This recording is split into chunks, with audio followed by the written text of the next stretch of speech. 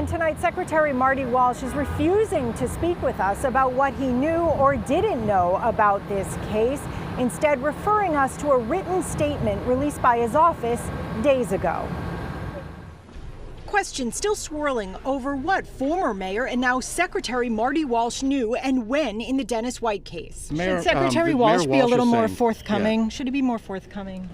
Well, you know, this is what was presented to me. I'm not sure what the process was leading up to this point. There are conflicting statements regarding that, but here we are. Mayor Janey is trying to fire Commissioner Dennis White over allegations of domestic abuse from the 90s. White is fighting that in court.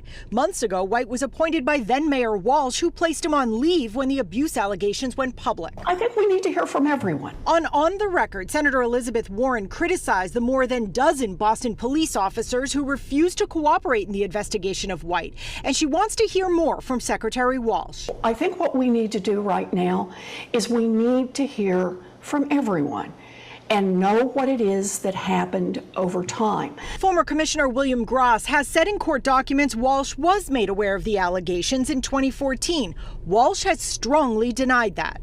Should he resign as Secretary of Labor? No.